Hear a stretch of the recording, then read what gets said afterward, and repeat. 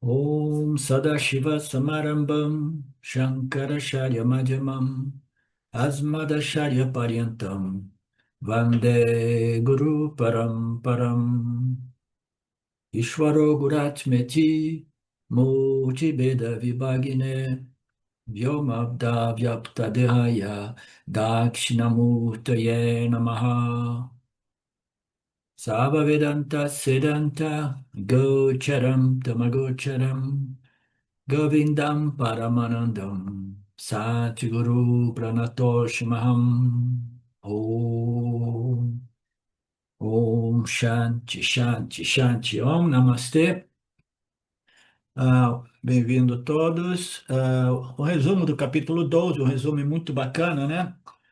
Mas então agora vamos iniciar com o tema, né, a continuação do tema da aula de ontem, né, que é sempre relacionado ao conhecimento. O objetivo aqui é a remoção da doença do samsara, o sofrimento, esse elemento de sofrimento, de dor psicológica, emocional, humana, né? Ninguém gosta de viver sofrendo. Então, quase que invariavelmente, nós buscamos na espiritualidade a remoção deste sofrimento, né? E como o sofrimento é derivado a uma ignorância espiritual muito profunda, o Vedanta aparece para dizer que, olha, só existe uma cura para este sofrimento, porque o sofrimento é um sintoma e a causa é uma ignorância espiritual. Então, se você quiser abordar e resolver esse problema, você tem que abordar a causa raiz deste problema, que é a ignorância a respeito daquilo que é Deus, a respeito daquilo que é o seu eu, né? A respeito daquilo que é a real natureza da realidade, né? Dessa realidade aparente. Se a realidade aparente, ela é aparente, mas a real natureza dessa realidade aparente é alguma coisa que nós chamamos de Satchitananda Brahman, né? Então, a ignorância, ela produz esse sintoma, o sintoma é o sofrimento, o único modo de resolver o problema é removendo a ignorância, e para isso nós precisamos do yana, e depois que nós aplicamos o yana, a gente tem que esperar para ver se nós vamos colher ou não o yana palam. Que é o Yana Palam? São os frutos do Yana, os frutos deste conhecimento que foi estabelecido inicialmente a nível intelectual, né? Então, nós temos um problema intelectual que requer uma cura intelectual que depois precisa ser, de algum modo, internalizada, ou um conhecimento espiritual que se torna de indireto, teórico, acadêmico, se torna um conhecimento direto, livre de obstáculos, né? Que é eu sou a consciência, fundamentalmente. Eu não sou a mente, os pensamentos, as emoções, as dores e os prazeres da vida. Eu sou esse princípio, consciência, testemunha que não é uma entidade experiencial, mas é o que eu sou. Ah, mas eu quero ser uma entidade experiencial. Então, tudo bem, aceite que a experiência é sempre de prazer e dor. Né? Uma pessoa madura é uma pessoa que cansou das experiências opostas de prazeres e dores. Né? Então, o indivíduo maduro vai buscar esse conhecimento irá abordar o problema na sua raiz e inicialmente abordando a nível intelectual, porque fundamentalmente o problema é intelectual, mas existencialmente o problema é emocional, psicológico, esse sentimento de vulnerabilidade, de pequenez, de insuficiência, de inadequação, de finitude, de limitação, a lista é enorme, né? Então, este realmente é o problema chamado samsara. Então, nós temos aqui dois níveis: o nível intelectual, que precisa ser resolvido no intelecto, e nós temos o resultado disso, o corolário disso, nas palavras do Swamiji, que é o benefício mental, emocional, psicológico. Afinal, todos nós queremos curtir a nossa experiência humana, né? Durante o período que nos são concedidos, né? Então, portanto, você deve saber como a remoção da ignorância está ligada ao benefício, ao sintoma. O sintoma é emocional, né? Então, eu vou resolver esse problema a nível intelectual, né? Sabendo que a remoção da autoignorância a nível intelectual é o primeiro passo, mas o meu objetivo é a remoção dos sintomas dessa ignorância, que é a dor psicológica, mental, emocional.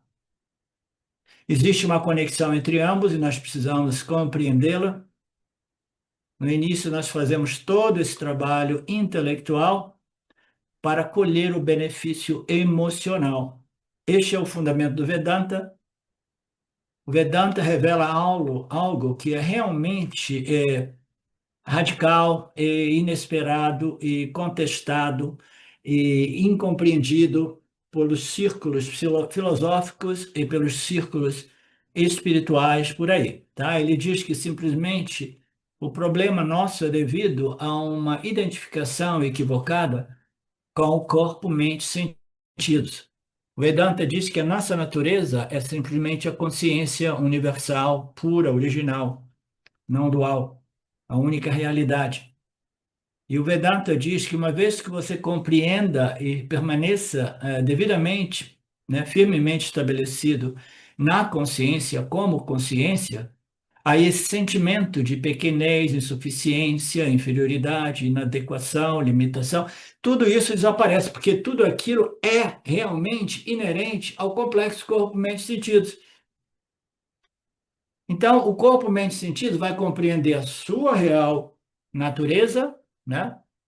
E aí, uma vez que ele compreende a sua real natureza, esta compreensão a respeito da sua real natureza, ela, assim por dizer, devido à carência de palavras para ilustrar o que ocorre, essa compreensão da real natureza Atma, Nirguna Atma, do Jiva Atma, do complexo corpo, mente e sentido, faz de modo que a fragrância do Atma vaze para Mitya, condicionando o complexo corpo, mente e sentido, de tal modo que ele se fortalece apesar de todas as limitações inerentes a todo e qualquer complexo corpo, mente e sentidos. Complexo como sentido continua vulnerável, isso, aquilo, doenças, problemas, guerras, papapá, papapá, mas ainda assim, o conhecimento da realidade faz de modo que este corpo, mente, sentido se fortaleça de tal modo que ele experimente esta equanimidade, esta paz interior, né, a respeito das experiências de prazeres e dores do mundo. De tempo em tempo, eu gosto de ilustrar de novo, né, este fenômeno, esta conexão entre a compreensão da minha real natureza e o benefício que é colhido, é obtido na minha identidade, do meu corpo, mente aparente. A minha real natureza, a minha natureza aparente, a minha natureza real, absoluta, a minha natureza aparentemente real, como corpo, mente, sentidos, os gunas de Maya. Então, a conexão entre a compreensão da minha real natureza, de que modo ela beneficia a minha consciência, a minha natureza aparente. Ah, porque a natureza aparente não é real, então a gente não precisa de se preocupar com isso. Não, a gente só tem experiência a partir da nossa natureza aparente, que é o complexo corpo, mente e sentido, um instrumento de experiência e conhecimento, né? E como a gente não pode simplesmente cancelar essa ordem mítica, porque ela está dentro da jurisdição de Ishvara, fundamentalmente, a gente precisa compreender a nossa real natureza de modo que a gente possa esgotar o nosso parábada curtindo esta grande oportunidade, este grande nascimento humano, a associação com as escrituras, a associação com o guru, a associação com a sampradaya e etc., né? Então, esta conexão é importante para que a gente compreenda realmente o que ocorre no autoconhecimento e a libertação do samsara, tá? Que eu não sei, eu tenho dificuldade, todos nós temos dificuldade de representar isso em palavras, a dinâmica deste fenômeno, né? Swami simplesmente coloca que você, sabendo da sua natureza completa, inteira, purna, né? Você desenvolve uma força mental, emocional, né, para lidar com o mundo através do seu corpo-mente finito e incompleto, né? Então, é como se a fragrância, como eu costumo dizer às vezes, essa fragrância, o ananda inerente à sua real natureza, ela viesse a permear e condicionar o corpo, mente, sentidos, que é o seu instrumento de experiência, a sua natureza aparente. Então, a sua natureza aparente, ela vem a ser permeada por algo que é a sua real natureza, que como que fosse uma fragrância que viesse, né, a permear e condicionar a sua experiência humana, você se sente equânime a respeito de tudo isso, compreendendo que tudo isso é uma mera projeção aparente dentro de você, como Satchitananda Brahman, né? O Vedanta, de modo radical e direto, ele diz que você não precisa tentar obter a completude e a plenitude e a ilimitação e a imortalidade como complexo corpo, mente, sentido, porque essa é uma missão impossível, né? Você precisa compreender a sua real natureza intrínseca, tá? Então, no momento que você compreende, no momento que você internaliza, assimila, abraça e resolve toda e qualquer possível dúvida a respeito disso, você vai começar a desfrutar da sua plenitude, que é a sua natureza intrínseca, que a propósito, a sua natureza intrínseca é o substrato da sua natureza aparente, né? Então, não é que ela não esteja presente em mítia através de nossas experiências humanas, está sempre presente aqui. Mas porque é o mais sutil, o mais invisível do invisível, em geral, nós não a reconhecemos, né? Então, o Vedanta vem a revelar aquilo que, apesar de ser o mais invisível, o mais sutil do sutil, é a nossa natureza livre de modificação, livre do tempo, livre da mortalidade, né? Livre da finitude, a única realidade. Então, isso tudo é o que nos permite realmente abraçar com firme convicção o Aham Purna Asmi, tá? Eu sou pleno porque essa é a minha natureza. O corpo-mente não é pleno, não é completo, não é onipotente, não é omnipresente, né? O complexo corpo-mente, ele simplesmente é parte integrante de Ishvara, de Mitya, mas da minha real natureza, eu sou a água, tanto do oceano, quanto a água desta ondinha, deste Namarupa, chamado este ego humano. E aí tem aquela parte que fala, a gente nasce da ignorância, a gente tem ignorância de todas as ciências, inclusive o autoconhecimento, e a autoignorância também está ali. E eu costumo apresentar um insight, tá? A respeito disso. Imagine que todos os organismos complexos que nós conhecemos até então neste planetinha, né, eles são seres sencientes, isso nós concordamos. O que é um ser senciente?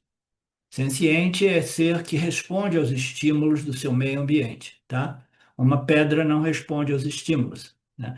Mas qualquer ser senciente, no reino animal e no reino vegetal, responde aos estímulos do seu meio ambiente. Até as plantas e as árvores assim o fazem, tá?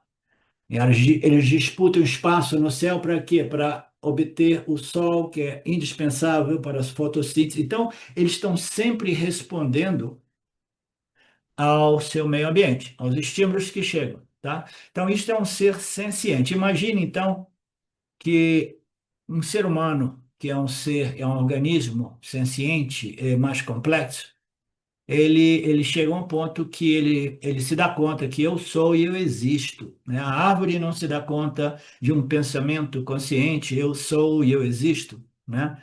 As minhas galinhas também não parecem se dar conta conscientemente deste aham, nessa questão eu sou e que eu existo, né? Eu sou e eu existo, e eu sei que eu sou e eu sei que eu existo, né?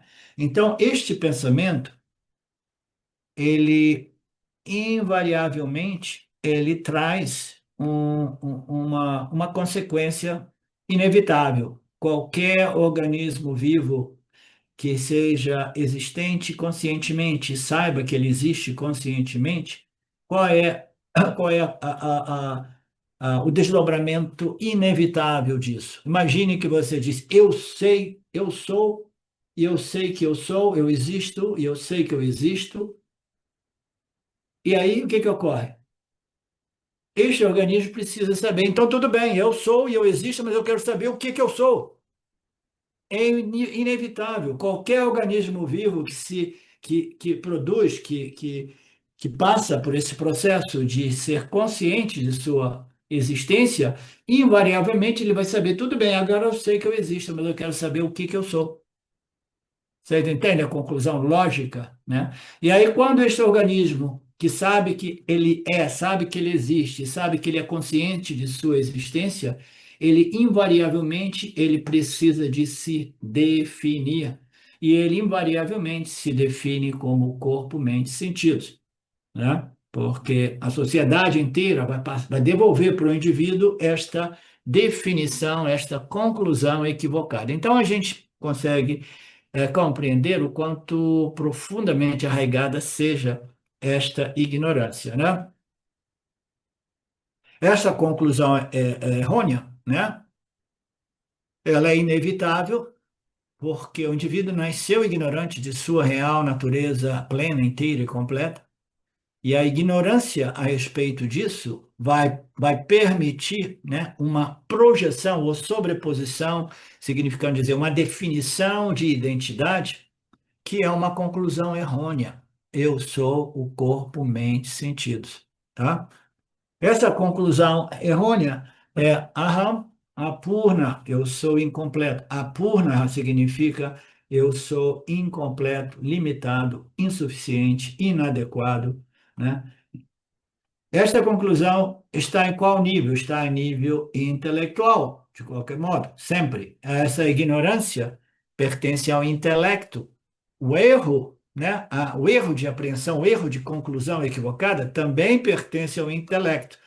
Então, até aqui a gente sabe que o problema é meramente intelectual, né? Todos acompanhando? Sim, né?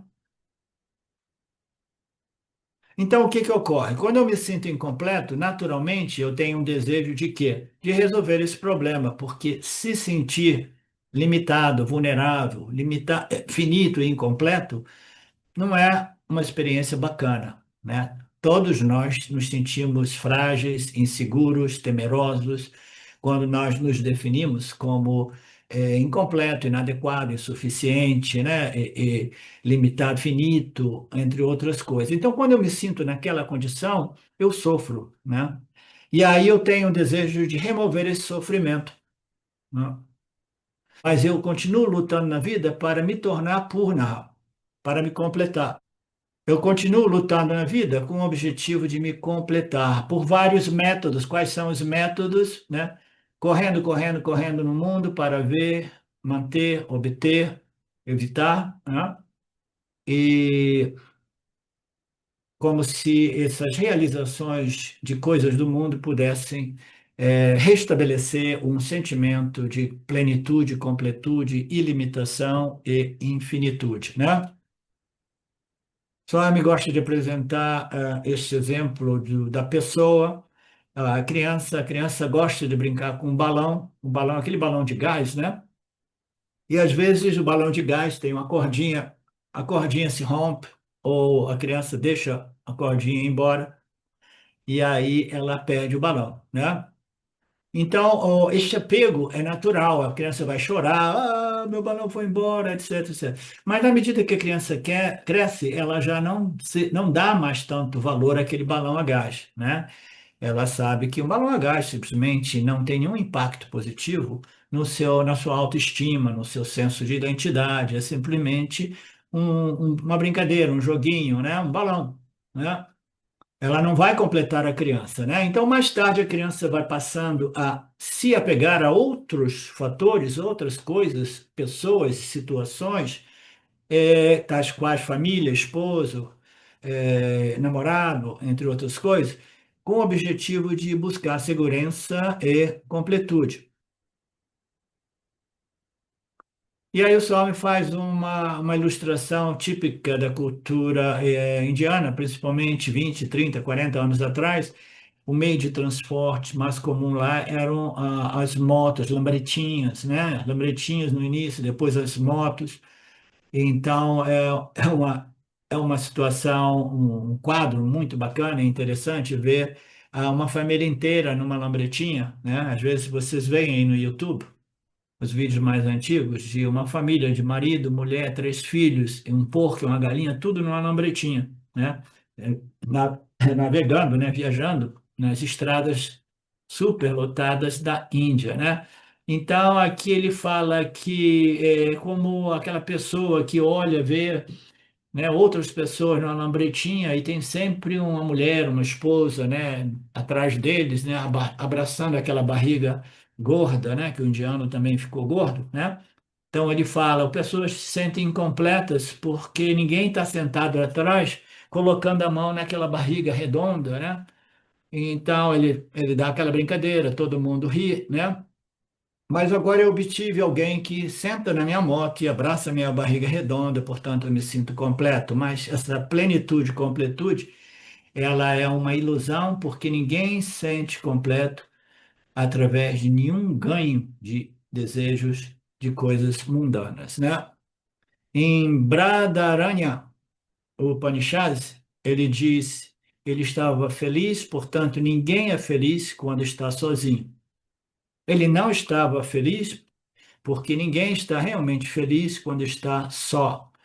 Ele desejava um companheiro, então ele se tornou tão grande como o homem e a mulher. Então aqui é uma, como se diz, está fazendo referência a Brahma, Brahmaji, o criador do universo.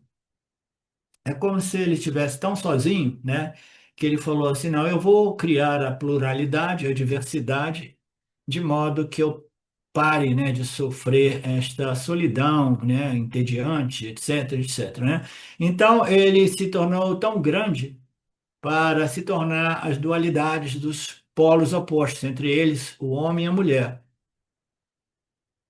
E ele dividiu o seu corpo de Brahmaji em dois, o female e male, né? O masculino e feminino. Daí surgiram Pati, marido, e Patini, a esposa. Portanto, como o Yajnavalkya, muito provavelmente a pessoa que escreveu esse Purana, né? Você mesmo é como uma meia parte, portanto, aquele espaço é preenchido pela esposa. Então, ele se uniu a ela, dessa união nasceram todos os seres humanos. Então, é uma passagem, assim por dizer, mitológica, né? De que, né, é sempre projeção da mente humana, de que Brahmaji, o criador do universo, ele falou: eu preciso criar seres masculinos e femininos porque somente então eu vou me divertir aqui, né? Vou me divertir, vou conceder a eles o livre-arbítrio, possibilidade de escolher, né? Esses seres mais complexos, mais inteligentes, e aí não vou viver nesta, neste tédio, né? Da solidão, né? Então, nasceram os seres humanos e aí a confusão começou no planeta dos bárbaros, como nós sabemos, né? E Brahmaji também queria uma esposa. Aí ele começou a pensar, puxa, eu dei esposa para todo mundo e eu continuo solteiro, né? Eu continuo solteiro. Então eu também quero uma esposa, né? Eu quero me sentir completo. Então isso é um desejo, né? O desejo por plenitude, devido ao que a ignorância da minha natureza, que por natureza, por essência natural, é já plena, porque é a única realidade, tá? A gente precisa compreender o porquê deste Ananda. Ananda significa plenitude, tá? Que significa um sem um segundo, porque a plenitude é a natureza de todos nós, porque só existe a consciência, que é a nossa real natureza. Tudo isso é um reflexo, uma projeção aparente naquilo que é o espelho refletor, ou pano de fundo, ou substrato, né? Ou apoio, additional, no qual esta ordem projetada através de todas as configurações infinitas dos gunas de Maya, emerge, né? Então, existe alguma coisa ali que é a única realidade. E essa única realidade é aquilo que nós somos como consciência, né? Então, eu sou purna, não é nada de filosófico, não é nada de realmente louco, entendeu? E simplesmente vago e abstrato, ou místico, esotérico. Eu sou purna é simplesmente derivado de uma transferência de identificação do corpo e da mente para com a consciência, aquilo que vivifica o corpo e a mente, tá? Aquilo que dá luz e vida ao corpo e à mente. Então, esse desejo pela plenitude, né, é um grande problema a nível emocional e é todo ele derivado da ignorância a respeito da nossa real natureza, que é sempre purna. Ok.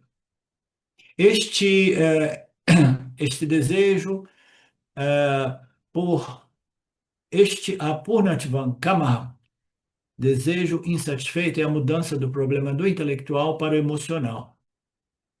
Porque o desejo, seja ele consciente ou inconsciente, é o desejo pela plenitude e completude. Este desejo pela purnatva, né? O desejo pela completude e plenitude, é a mudança do problema inicialmente intelectual para o emocional, porque somente quando a gente sofre emocionalmente, psicologicamente, a gente busca a remoção deste problema. Se não doer, a gente não quer nem saber. Se o problema, se a ignorância produzisse satisfação, prazer e alegria e felicidade, ninguém ia se preocupar em remover a ignorância. Não é assim, Poliana? Por quê? Porque é gostoso, é bacana, produz tanta felicidade e alegria, né?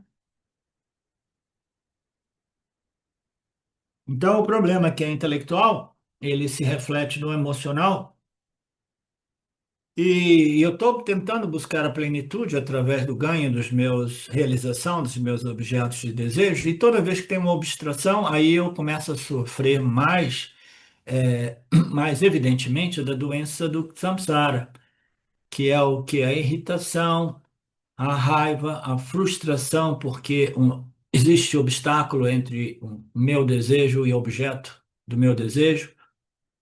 Então, a raiva, ela vai crescendo, ela vai produzindo outras problemáticas que nós conhecemos bem. A mais fundamental é a ganância, né? A ganância, lobaha, né? Você tem um desejo, o desejo foi obstruído, e muitas vezes o mesmo o desejo, quando ele é realizado, o que que ele causa? Ele não resolve o problema, porque o indivíduo se torna mais ambicioso, ele se torna ele tem a ganância, não sei como dizer, ele sofre de ganância, um desejo realizado dará margem para mais desejos por objetos de realização. O desejo não realizado conduz à irritação, frustração e raiva. Um desejo realizado conduz ao que? A ganância, lobha, porque o indivíduo falou, é por aí mesmo, então eu tenho que correr atrás para obter tudo aquilo que eu desejo, tá? Então, tudo isso é um grande problema. Nós conhecemos esse problema na pele, todos nós já vivemos isso, alguns de nós ainda vivemos isso em graus diferentes, né? A ganância e o Lobha é a ganância. Então, a última problemática da doença do samsara é referida em sânscrito como moha. Moha é o quê? É a ilusão, a total incapacidade de discriminar aquilo que realmente me resolve, me pacifica, aquilo que me conduz a uma satisfação estável e permanente, e aquilo que me destrói espiritualmente sem que eu saiba. Então, essa indiscriminação, esta aviveka, tá? É aquilo que acaba por destruir de uma vez por todas mais uma nascimento humano com potencial para o autoconhecimento, porque no momento que o intelecto humano sofre de ilusão ou desilusão ou incapacidade de discernir, determinar e compreender o que está acontecendo, aí tudo já foi perdido, né? Mas existe uma infinidade, como nós já vimos, de emoções, sentimentos negativos que comprometem e muito, né, a nossa discriminação. E a discriminação intelectual é aquilo que existe de mais valioso na experiência humana, né? Porque é ali que nós resolvemos o problema fundamental, que é experimentado sintomaticamente como dor mental, psicológica, emocional, né? Mas a gente tem que resolver no intelectual. E todo esse desejo, toda a doença do samsara é devido a uma conclusão equivocada de que eu sou corpo, mente, sentidos finito, limitado e incompleto. A raiz do problema está no intelectual.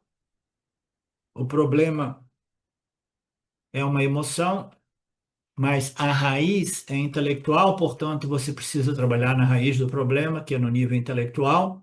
Mas aí o pessoal diz: ah, isso aí é doideira. A viagem desses vedantinos é uma filosofia. Que história é essa de um Deus invisível, um Deus mais sutil do sutil? Que história é essa de dizer que você é a consciência? Ninguém jamais viu a consciência. A ciência já dá anos, décadas, né, está tentando compreender o que é a consciência, mas eles estão sempre ali sobrepondo a mente, achando que a mente é a consciência, eles estão querendo ver de onde vem essa consciência, e eles começam a explorar o cérebro humano, pensando que a consciência é um subproduto ou parte, né, ou propriedade da matéria, né, neste caso, o cérebro.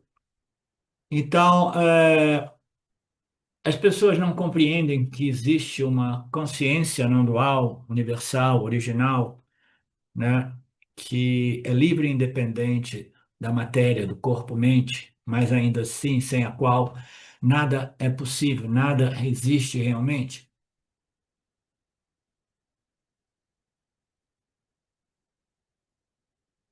Portanto, o problema é no nível intelectual, mas gradualmente este remédio intelectual precisa criar raízes, né, no nosso centro emocional, de modo que a nossa personalidade seja transformada.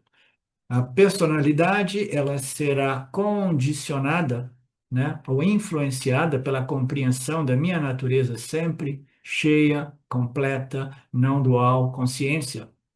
Eu sei que aquilo que eu sou é a única realidade, eu sou pleno, eu sou completo, independentemente dos meus parábadas, ok? Então, aqui uma outra passagem, o Sri Bhagavan Uvaka, o Senhor respondeu no segundo capítulo, no finalzinho do segundo capítulo, ó Arjuna, o Jnani é aquele satisfeito em si mesmo, por si mesmo, e ele só tem essa satisfação interior quando ele desiste de todos os desejos obtidos na mente. Portanto, este Jnani é dito ser uma pessoa, um homem, uma mulher de conhecimento firme, né? Claro, livre de dúvida, sempre presente, sempre disponível, né? Ele está satisfeito em si mesmo. A satisfação não depende do parábado, das circunstâncias, da situação de vida, né? E isso só é possível na medida que o indivíduo ele vai desistindo dos desejos que ocorrem na mente, e os desejos são sempre por restabelecer o meu senso de plenitude, de satisfação, de completude. O desejo é sempre isso, eu quero restabelecer o sentimento de plenitude, tá? E isso tem implicações muito profundas. Tudo isso são processos inconscientes, porque a real natureza de todos nós é a plenitude, é Ananda, significando não existe nada além de mim, eu sou infinitamente não limitado, porque eu sou a consciência, tá? Nada pode afetar a consciência. Consciência é simplesmente o substrato desta ordem mítica, né? E eu sou essa consciência. Então, essa plenitude, né? Esse sentimento de plenitude faz com que o indivíduo ele esteja satisfeito em si e assim toda vez que qualquer resíduo de ignorância apareça na mente do Yanni, desejos que surgem, o Ramana costumava dizer resquícios, resíduos de ignorância, quando aparecem alguns desejos, às vezes aparecem durante o sonho, né?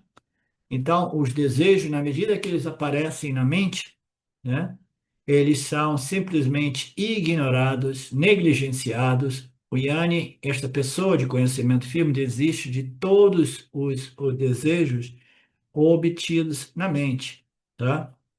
Então, aqui mais uma vez fica evidenciado que essa satisfação só é possível através da neutralização, remoção ou cancelamento dos desejos como meio de me completar. E por que que todo mundo inconscientemente procura no mundo modos, veículos para se completar? Porque a incompletude não é natural a todos nós. A nossa real natureza é a plenitude. Inconscientemente, nós queremos resolver a problemática do senso de incompletude, mas porque a nossa compreensão não é clara, a gente não consegue compreender que eu já sou pleno, inteiro, completo, e basta que eu possa reivindicar e abraçar a minha real natureza como consciência, porque eu ainda não fiz isso, eu continuo querendo restabelecer o meu senso de completude, né, através do ganho dos meus objetos de desejo. Fundamentalmente, todo mundo quer o quê? Quer obter a plenitude, a completude, sem ter se tocado que eu já sou completo, mas eu quero fazer isso subconsciente, por quê? Porque não é natural para a gente esse sentimento de incompletude, de limitação, de insuficiência, nada disso é natural. Natureza é aquilo que é o que nós somos intrinsecamente, né? Então, se a gente não vive, nós estamos fazendo todo esse processo do capítulo 12, que se refere à natureza de Ishvara, e a importância de nós vivermos em harmonia, em conformidade com a natureza de Saguna Ishvara. Mas quando a gente entra no âmbito, né, quando nós estamos devidamente preparados, qualificados para entrarmos no âmbito da natureza de Nirguna Ishvara, de Nirguna Brahma, aí nós estamos falando sobre o quê? A nossa real natureza, né? Então, como é que você vai viver em harmonia com a sua real natureza? Antes você queria viver em harmonia com a natureza de Saguneshwara, as suas leis e princípios, né? Essa ordem inteligente, o karma, o dharma, as leis éticas, morais, psicológicas. Agora você quer viver em harmonia com a natureza Nirguna Brahman. O que é a natureza de Nirguna Brahman? Né? Os diferentes aspectos ou naturezas de Brahman é Sat, a existência, Chit, a consciência que produz a ciência humana, né? E Ananda, um senso de infinitude, de ilimitação, porque é a única realidade, tá? Então, este Ananda é a nossa natureza intrínseca, é a nossa real natureza. E toda vez que a gente experimenta a limitação, inconscientemente a gente faz um esforço enorme para remover aquilo, porque não é natural. Agora nós somos vedantinos, nós queremos compreender e reivindicar a nossa natureza sempre purna, sempre livre e limitada como consciência original, né? Então, a gente faz isso erroneamente, tentando realizar os nossos objetos de desejo, mas a gente faz isso porque inconscientemente a gente quer se adequar, a gente quer se conformar com aquilo que é natural para nós. A nossa natureza é Ananda, é a ilimitação. A gente não aceita a limitação. Por isso que as pessoas, de um modo ou de outro, começam a buscar no caminho religioso e espiritual essa tentativa de remover esse senso de finitude e limitação, porque não é natural a nossa real natureza intrínseca. E a busca no mundo pela resolução da problemática do samsara irá trazer muita frustração e muitos outros problemas. O conhecimento intelectual é o primeiro passo e, portanto, Krishna enumera a partir do verso 13 ao 19, né? Todas as nossas transações são feitas em três níveis.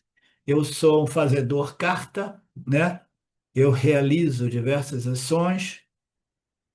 Estes são os meus papéis sociais.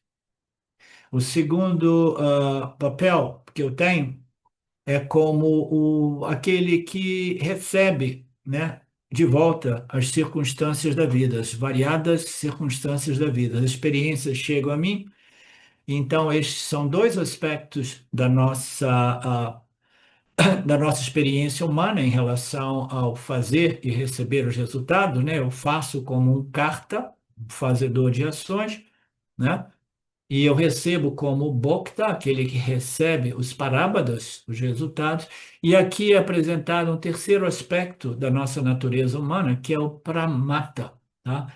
O terceiro aspecto, eu sou o pramata, né? Eu sou essa testemunha intelectual que percebe o mundo, percebe as transações, é o observador que existe ali do lado ou imediatamente, é o intelecto sutil que observa as minhas ações observam o modo qual nós recebemos os resultados. Esse terceiro aspecto da nossa natureza humana é apresentado aqui de modo muito inteligente, que é o pramata, tá? É o modo qual eu testemunho tudo isso. Se eu testemunho totalmente apegado e dependente dos resultados, de acordo com meus quereres e não quereres, então eu vou sofrer a minha experiência humana, né? É o observador, é a perspectiva do observador. Krishna diz que em todos nós existem esses três níveis na nossa experiência humana, na nossa personalidade humana. Os três níveis precisam ser transformados através do Atma Yana, tá? Então, nós vamos colocar ações, né? De um modo totalmente diferente, né?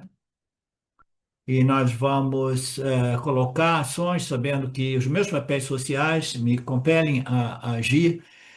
Às vezes, a não ação é uma melhor resposta, mas muito dependendo do karma de cada um de nós, da nossa situação de vida, né?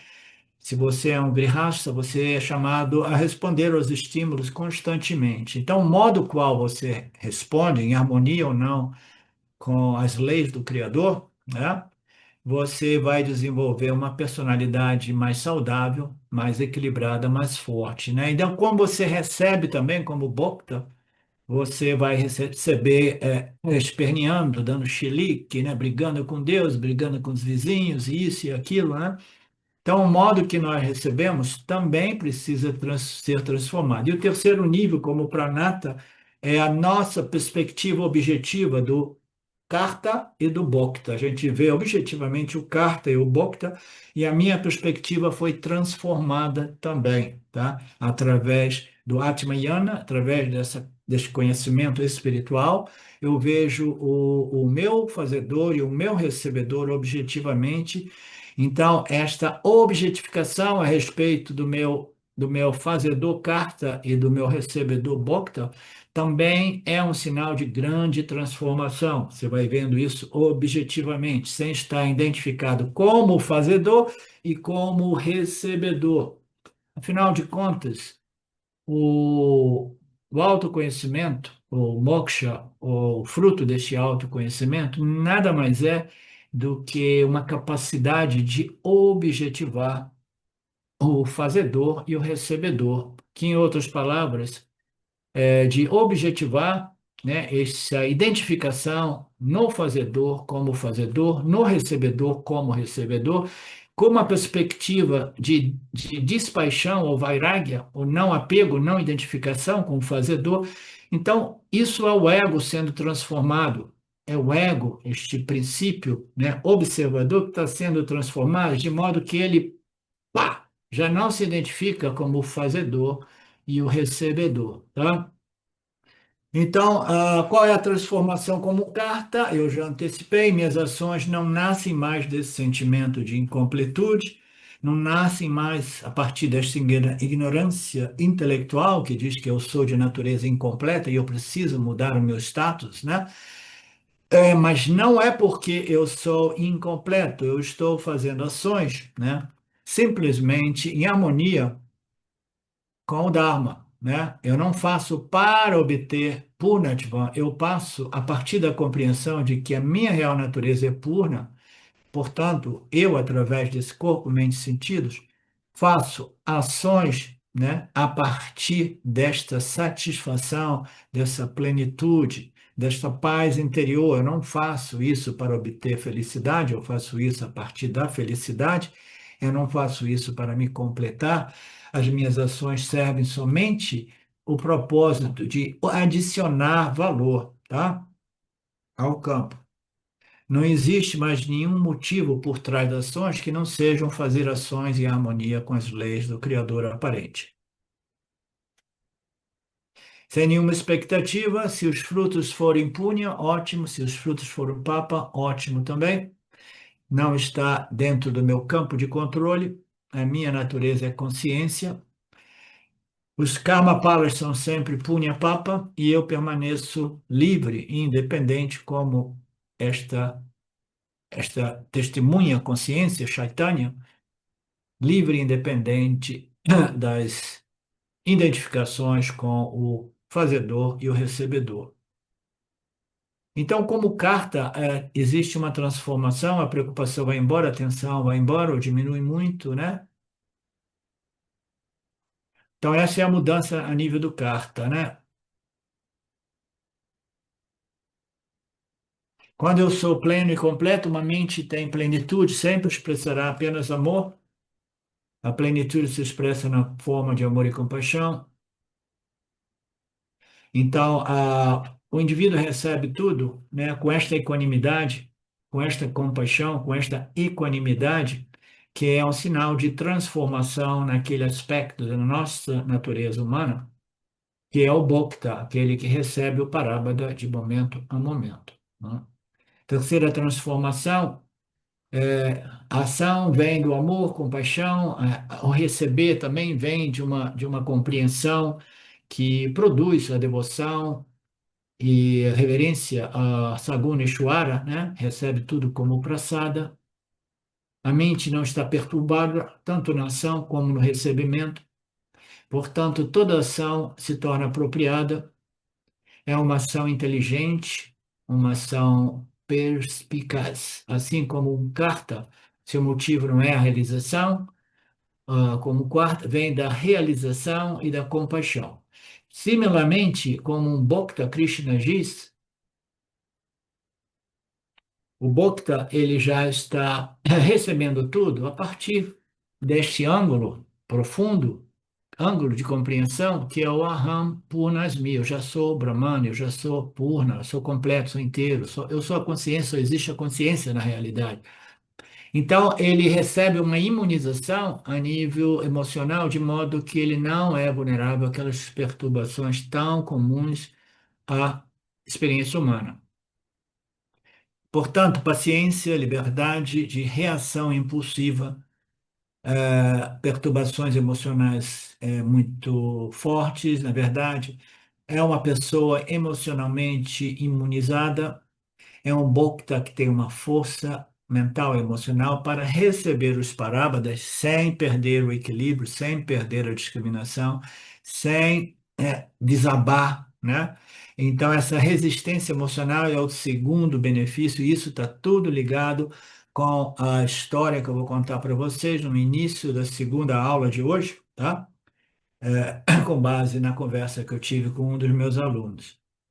Então, essa resistência, essa força, esse equilíbrio, essa equanimidade é o segundo benefício. E o terceiro, do ponto de vista do observador do Karta e do Bhokta, é a perspectiva, uma perspectiva equânime, tal qual uma testemunha. Quando a gente fala de testemunha, né, a testemunha é uma pessoa que está testemunhando alguma coisa, mas para que uma testemunha seja uma boa testemunha, né, ela não pode estar emocionalmente envolvida, né? No campo do direito, né? Das leis e tudo mais, É sabido, né, que um juiz, por exemplo, não pode servir de testemunha, nem mesmo de julgamento, como juiz, né, se ele estiver emocionalmente envolvido. Por exemplo, aconteceu com o quê? Foi o meu filho cometeu um ato e agora eu vou ser testemunha. Não, você não pode ser testemunha porque você está emocionalmente envolvido, muito menos julgar o seu filho, né? Então, este terceiro e último é uma testemunha não envolvida que vê as coisas a partir de uma equanimidade enorme, tá?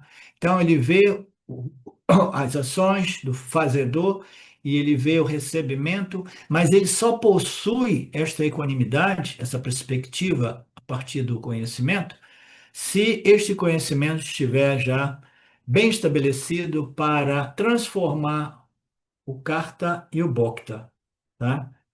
Ele só consegue ser esta, porque tudo isso é parte de um organismo integrado, né? O corpo sutil, ele é um organismo integrado. Tem o Karta, tem o Bokta, tem o centro de memória, tem o centro emocional, né? Tem o ego, né?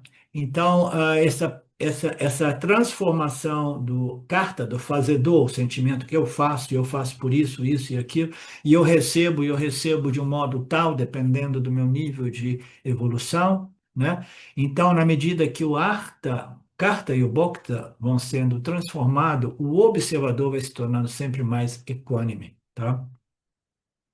Então, essa equanimidade é o princípio testemunha, não envolvida emocionalmente, né? Qualquer tipo de experiência vai ser visto com equanimidade, seja ela uma experiência de respeito ou de respeito, de honra ou desonra, como foi visto ultimamente, né?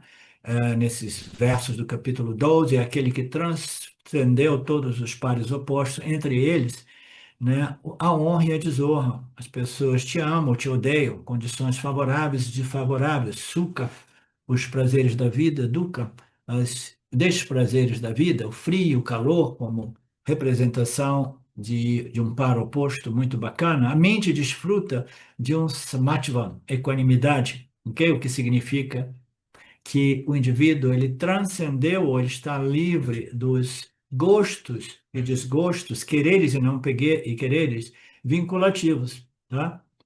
Gostos, né? E desgostos ou aversões, tá? Então, vocês entenderam esses três aspectos da personalidade, o modo qual o terceiro aspecto ele depende de uma transformação pré-requisito a nível do karta, o fazedor, e do bhokta, o recebedor. São transformações que ocorrerão como resultado da assimilação deste autoconhecimento. Krishna conclui apontando que para obter este benefício não existe atalho algum. Todos nós precisamos passar por todos os níveis de sadhanas, de esforços espirituais, descritos aqui do ponto de vista do ângulo da devoção, o amor ou reverência pelo Criador, né? Não existe atalho. O indivíduo tem que reconhecer o Criador por trás disso, essa suprema inteligência, né? E ele tem que passar por todos os níveis necessários de sadhanas, todas elas através, tendo esta fragrância, né, este perfume, esse espírito da reverência, amor e devoção ao Criador, agradecimento profundo, né? Nós precisamos passar por esses estágios no nosso processo, sempre com espírito de reverência, amor e devoção. Se nós quisermos realmente colher os benefícios do Atmayana, tá? Então, esta é a conclusão aqui. Não existe atalho, eu costumo dizer isso de novo e de novo. Agora, eu gosto sempre de abrir um parêntese rápido, né, para dizer que, no âmbito da cultura védica, na qual o relacionamento com Deus é tão comum, pelo menos era 30, 40, 50 anos atrás, todo mundo se relacionava com Deus lá, tá? Agora, a cultura, sociedade na Índia também estão sofrendo um materialismo grande, né? Mas no passado recente, todo mundo era um devoto de Deus, né? De Bhagwan, né? Então, no Ocidente já é um pouco diferente. As pessoas elas foram introduzidas ao conceito de Deus através do cristianismo, né, em geral, né? E depois nós sofremos uma influência forte de algumas outras correntes religiosas, principalmente do budismo, que não é uma religião, mas é um caminho espiritual, assim por dizer, né? Então, em geral, nós entramos nesse processo espiritual através das meditações, como eu costumo dizer, mas as meditações são simplesmente um exercício para acalmar e pacificar temporariamente, provisoriamente a mente, né? Então, a gente precisa ver esta fórmula, este desenho de uma jornada espiritual do ponto de vista do homem e da mulher ocidental, tá? Então, é importante, é indispensável nós reconhecermos o Criador, porque não existe criação sem um Criador, tá? É importante que a gente possa mergulhar nesta compreensão a respeito da natureza saguna deste Criador e a natureza nirguna deste Criador, tá? Mas há certos aspectos desses ensinamentos que são fundamentalmente relevantes dentro da cultura védica, a gente precisa observar sem que a gente tenha que ir para a Índia e desenvolver aquela cultura, o que é praticamente impossível, sem dizer que aquela cultura também está desaparecendo na Índia, tá? Então a gente vai extraindo aquilo que favorece e fortalece esse relacionamento nosso com Deus, o Criador, do ponto de vista da cultura védica, que é uma cultura religiosa, espiritual, extremamente elegante, sofisticada, né? E que com falácias intelectuais mínimas do ponto de vista da natureza de Saguna, mas infinitamente superior a diversas outras estruturas religiosas, espirituais, que são mais rudimentares, né, mais infantis, né? Então, nós precisamos compreender o racional, a lógica de tudo isso e adaptar na nossa experiência, né, em nossas culturas ocidentais, sem negligenciar o nosso relacionamento com o Criador, mas não significa dizer que a gente tem que fazer pujas, fazer rituais, fazer diversas outras coisas que são inerentes àquela cultura védica hindu. Vocês entendem o que eu estou querendo dizer? Hã?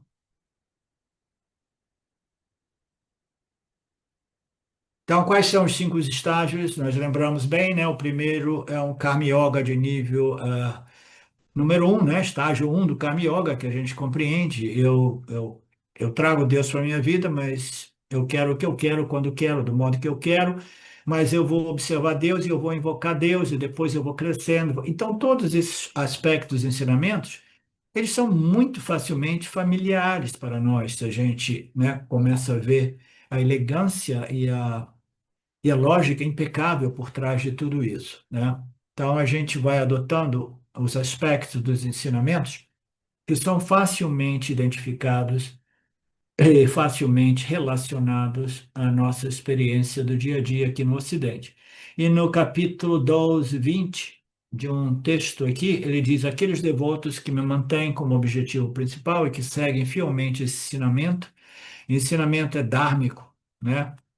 Esse foi o último, o último verso do capítulo 20. Esse ensinamento que é justo, né, dármico e imortal, que sempre existiu, como mencionado assim, são muito queridos por mim. Tá? Então, esse foi o fechamento do capítulo 12. Nós vimos aqui o resumo dele. Tá? A gente faz uma pausa de 10 e a gente volta a partir daquele daquele satsang que eu quero compartilhar com vocês. Aí a gente entra no próximo arquivo, tá?